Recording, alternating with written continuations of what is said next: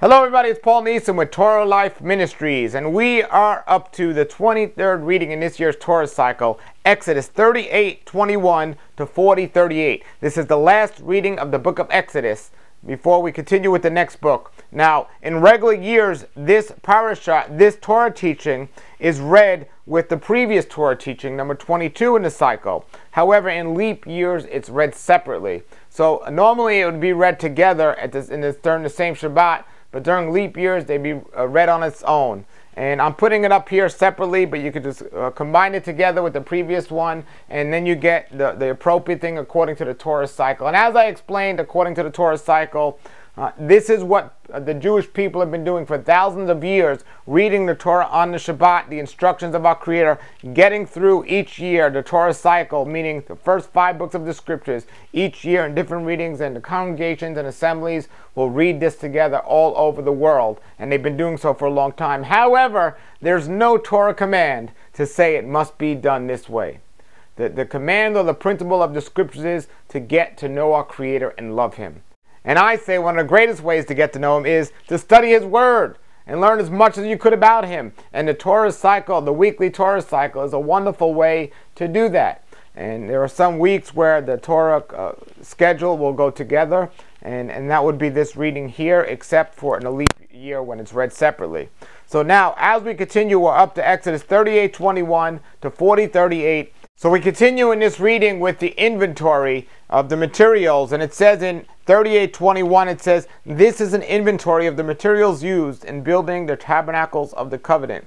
The Levites compiled the figures as Moses directed, and Itamar, son of Aaron, the priest, served as a recorder.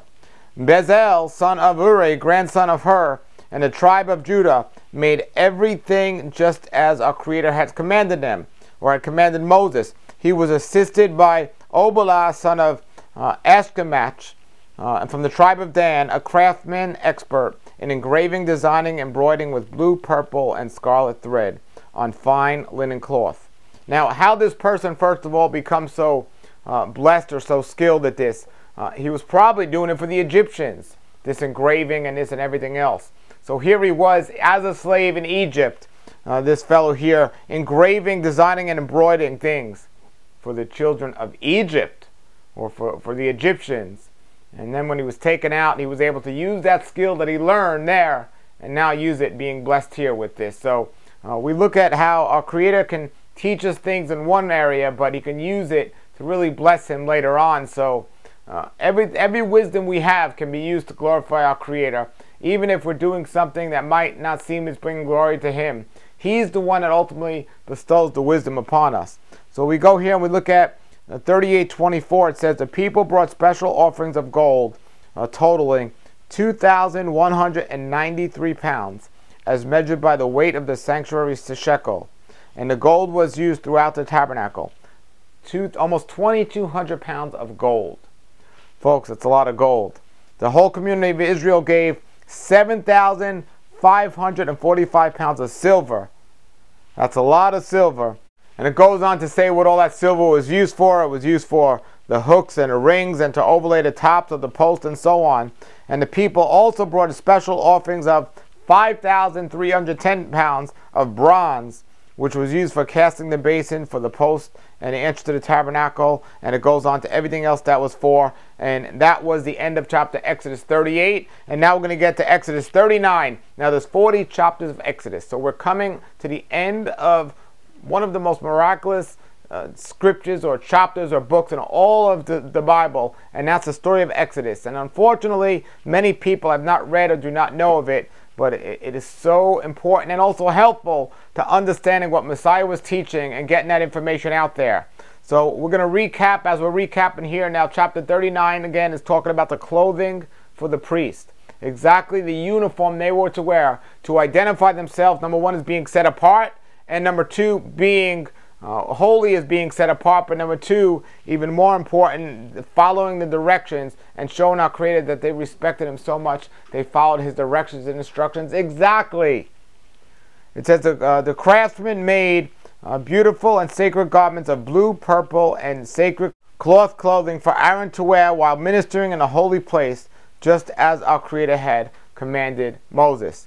And then we have the ephod, or the ephod, which is Bezalel made the ephod of finely woven linen and embroidered it with gold, with blue, with purple, and with sacred thread. And he made it with gold thread by hammering a thin sheet of gold and cutting it into fine strands. With great skill and great care, he worked into the fine linen, the blue and purple and sacred thread. Now, he's doing this amazing craftsmanship without the technology and the computers and the machines that they have today to make it much easier. So this was a big job that he was doing, and he truly had to be blessed to get this done in the desert.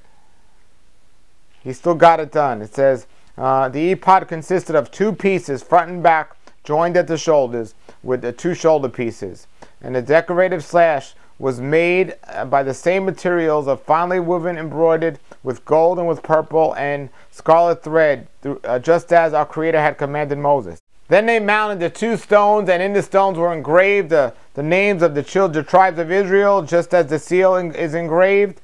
And he fastened the stones on the shoulder pieces in the ephod, and as a reminder for the priest, the representatives of the people of Israel. Also it was done just as our Creator had commanded Moses.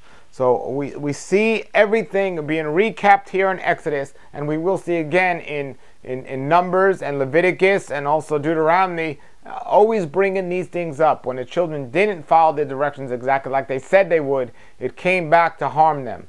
But when they followed it, they were blessed. And I always say, obedience and blessings go hand in hand, and cursing and disobedience go hand in hand. But we have the choice of which we want to follow of that. Then we look at the chest piece, and they get into, in Exodus 39:8, the making of the chest piece.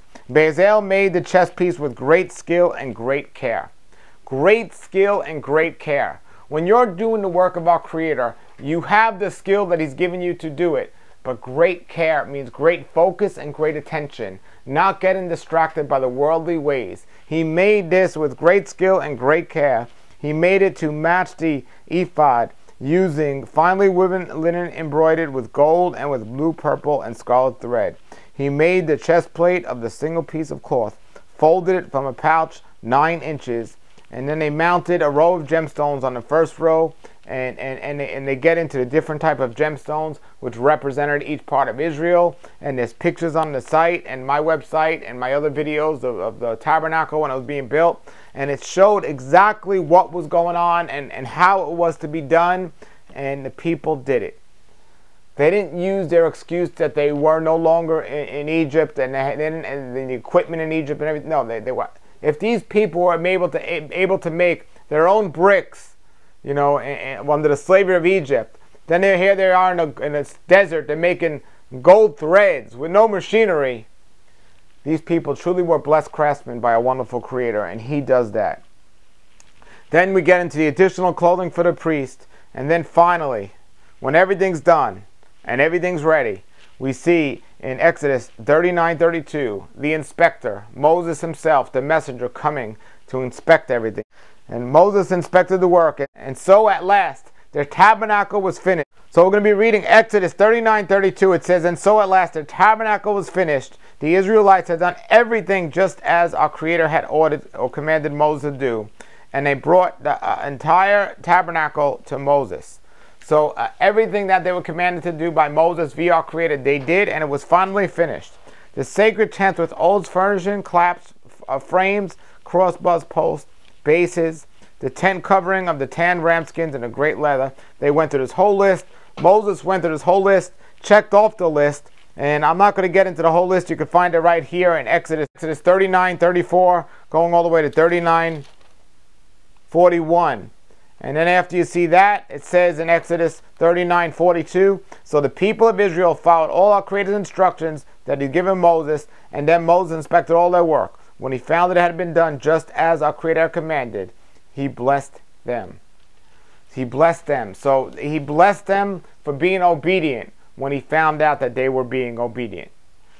We're going to come now to the last chapter of Exodus, chapter 40, before we get into the next book of Leviticus, which will get more into the instructions and how the children were to do these things and what they were actually to do. But now we look at the tabernacle being completed. Now remember, the tabernacle was the center of their life, and the tribes were around it. So they saw this center. They saw this amazing completion. It says, then our Creator said to Moses, now we're reading chapter 40 of Exodus. Then the Creator said to Moses, set up the tabernacle on the first day of the new year. Place the Ark of the Covenant inside and install the inner curtain to enclose the Ark with the most high place. Then bring in the table and arrange the utensils on it, and bring in the lampstand and set the lamps in it. Now here they were putting together this amazing thing that they were created to put together. And it says, place the gold incense on the altar in front of the Ark of the Covenant. So the exact instructions of where everything was to go and how it was to be was given, and the children were doing it, continuing, as it says in Exodus 40:16. Moses proceeded to do everything just as our Creator had commanded. That's it. He didn't just hear once and do it. He didn't just do it twice and say, okay. It says he continued to proceed to do everything just as our Creator has commanded it. So the tabernacle was being settled down in its basin, inserting the frames, attaching the crossbars, and setting up the post. Then he spread the coverings over it, and so on. So just as our Creator commanded, so it can get done the same exact way. Now, in Exodus 40:22, it says, then Moses placed the table of the tabernacle along the north side, and then he gets into where he put the lampstand and everything else in here. And then he hung the curtain up to separate these places. We see Exodus 40:28. He hung the curtain up in the entrance of the tabernacle, and he placed an altar of burnt offering near the tabernacle entrance. On it he offered a burnt offering, a grain offering, just as our Creator commanded him. Next, Moses placed a wash bin between the tabernacle and the altar, and he filled it with water so the priests could wash themselves. Now, here they are in the middle of the desert. Who knows how much water they took or how much water they have? But they're using it for this, and they're not using it to drink or something else. And they know that his instructions are more important than their life. And he's giving them the instructions of what they need to do to make sure this happens. Next, Moses placed the washbin between the tabernacle and the altar, and he filled it from it to wash their hands and feet. Whenever they approached the altar and entered the tabernacle, they washed themselves, just as our Creator had ordered them. When he hung the curtain forming the courtyard around the tabernacle and the altar, and he set up the curtain in the entrance of the courtyard, so at last Moses finished the work. Finally, Moses was done with this important thing, and finally, here it is, folks. We look at chapter 40, starting in verse 34. We see our Creator's wonderful presence filling the tabernacle. It says once they were done, or when they were done. It doesn't say that, but we know they were done, completed. 34 says, then the cloud covered the tabernacle, and the glory of our Creator filled the tabernacle. His glory will fill you when you're obedient to His words. The glory filled the tabernacle. Moses could no longer enter the tabernacle because the cloud had settled down over it, and the glory of our Creator filled the tabernacle. Now, whenever the cloud lifted up from the tabernacle, the people of Israel would set out on their journey, following it. But if the cloud did not rise, they remained where they were until it lifted. The cloud of our Creator hovered over the tabernacle during the day, and at night fire glowed inside of the cloud, so the whole family of Israel could see it. This continued throughout all their journeys. So for 40 years in the desert, they were led by this cloud and this fire, and they were led by an angel, as some say, or they were led by Yeshua himself. But they were led. They were taken out, and they were led out, and now they're led into the new promised land. And that's what you get with the scriptures, folks. And we're just getting started, because now we're coming up to the book of Leviticus in the next reading. So Leviticus 1:1 is what we're going to be started on. And it's Leviticus 1:1 to 5:26. So Leviticus 1:1 to 5:26, that'll be the 24th reading in this Torah cycle. We just completed the 23rd reading. Now this one was a little slower, but it's normally, unless it's a leap year, read together with the previous Torah portion, number 22. So both teachings put together. You got one long teaching for Shabbat, folks. Put your comments or questions below the video. Until then, everybody, have a great Shabbat, and Shalom, Shalom. Come out of the world, oh my people, seek the truth, avoid the evil, learn Yahweh's ways, Torah Life Ministries. Come out of the world,